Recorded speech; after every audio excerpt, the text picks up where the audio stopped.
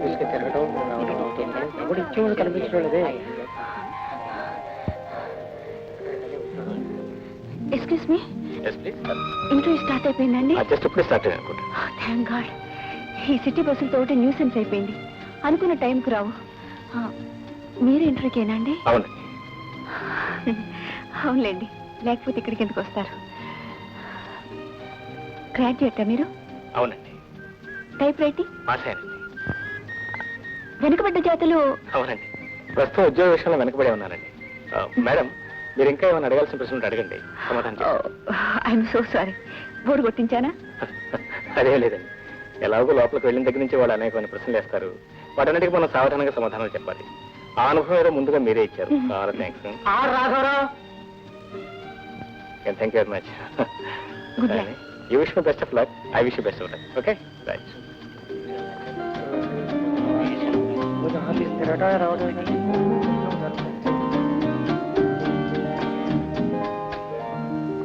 Sit down.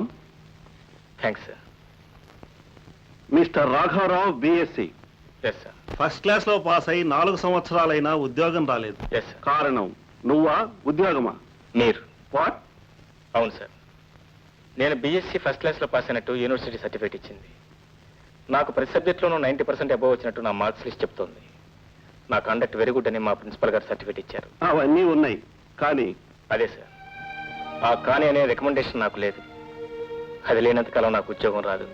నీకు లోక జ్ఞానం కూడా చాలా ఉంది. ఈ నిరుద్యోగం నాకు సంపాదించి పెట్టినది ఒకటే sir. All right, you can go. నాకెక్కడ కూడా ఉద్యోగం రాదని తేలిపోయింది. చాలా థ్యాంక్స్.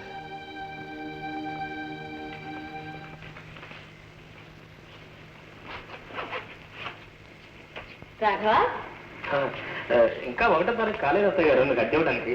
ఎందుకయ్యా అలా మాట్లాడతాం? 4 రోజులు ఆలస్యమైన నిన్ను నేను ఎప్పుడైనా ఇబ్బంది పెట్టానా? లేదనుకోండి. పైగా 5వ పదే నేనే ఇస్తున్నాను. అవునా అత్తయ్య గారు, ఉద్యోగం రావడం ఆలస్యం, మీరు ఇచ్చిన డబ్బు వడ్డీతో సహా మీకు ఇచ్చారు. ఏ ఉద్యోగమో ఏమిటో, ఎప్పుడు దొరుకుతాయో, అసలు దొరుకుతాయో లేదు, అంతా అయోమయం. పైగా నీకు ఉద్యోగం దొరకాలని 1000 కళ్ళతో ఎదురు చూస్తున్నాను. చూడు రాఘవ, ఇదిగో ఈ రూపాయి తీసుకెళ్ళి మల్లెపూలు తీసుకురా. మల్లెపూల ఈ వేళ అప్పుడు చీకట్లో పెట్టుకున్న కనపడవు అత్తయ్య గారు. రంగా, అబ్బబ్బా ఇప్పుడే వచ్చిందండి. వస్తాను బాబు. అత్తయ్య గారు ఉండని, మల్లెపూలు రేపు తీసుకొద్దు దాన్ని. మల్లెపూలు మళ్ళీ రేపు? అబ్బాబాబా, ఒక్క నిమిషం బయట వాళ్ళు చూసుకోలేవారు. మేకల ఆకులు నవ్వుతూ కూర్చోక అలా కేకలేస్తారెందుకు? దడుచుకున్నాం కదండి. అది కాదే రంగం, ఏమిటి? పండు ఒక్క కుంకం పువ్వు వేసి ఒక కిళ్ళి బనాయించానా? అబ్బా నా గుండె రెపరెప రెపరెప రెపరెప రెప. రెపరెపలు అంటే రెపరెపలు. ఇంకో కిళ్ళి వేసి మర్యాద పడుకో.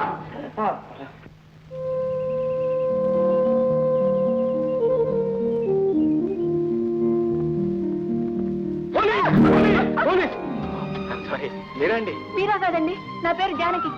జానకి గారు, అవును మీరు ఎన్నేళ్ళ నుంచి నిరుద్యోగులు? 2 ఏళ్ళు. మరి మీరు? నేను మీకు 2 ఏళ్ళ సీనియర్ని, అంటే 4 ఏళ్ళ నుంచి. నా పేరు రాఘవరావు. ఇంటర్వ్యూలో పిలుస్తున్నప్పుడు విన్నాను. ఇంతకీ మీకు ఆ ఉద్యోగం దొరకలేదుగా? ఎవరండి మీరు? ఉద్యోగం దొరికితే రోజు ఈ ఉద్యోగం కాలం చూసుకుంటూ ఈ బఠాలు తింటూ కూర్చోటం చెప్పండి. సారీ, బఠాలు తీసుకుంటారా? థ్యాంక్స్. ఆడదానిగా పుట్టడమే మహాపాపం అంటారు. అంతకంటే మహాపాపం నిరుద్యోగం కావడం. అంటే నాకు తెలియక అడుగుతాను, మీకు ఉద్యోగం అంత ముఖ్యమా? ఏం మీకు కాదా? అదే నాకు చాలా ముఖ్యం అనుకోండి. అంటే పురుష లక్షణం కాపాడుకోవడం కోసం కాదు, పొట్ట కాపాడుకోవడం కోసం.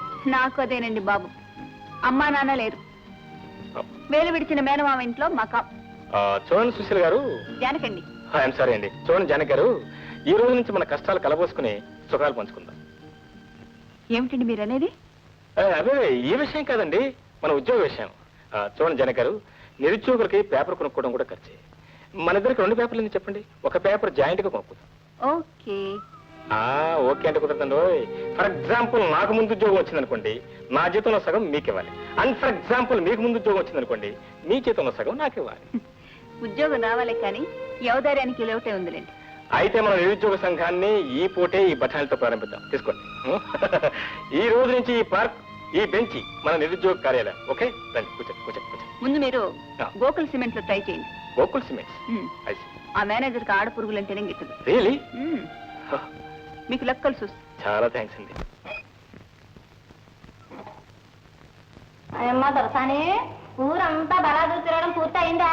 అది కాదు ఉద్యోగం. ఉద్యోగం ఒక సాగు, ఊరి మీద పడి చేసా చేయడం సరదా. చూడమ్మా, నీకు ఉద్యోగం దొరకడం, నాకు సీమంతం జరగడం ఈ జన్మలో జరిగే పని కాదు, కానీ దొడ్ల బండి రంటి పడిన చోటు తగలడు. అలాగే ఇప్పుడే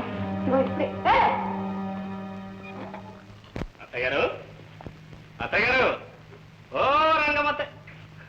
ఏమిటి రాఘవ, ముఖం ఒక దీపంలో వెళ్ళిపోతుంది?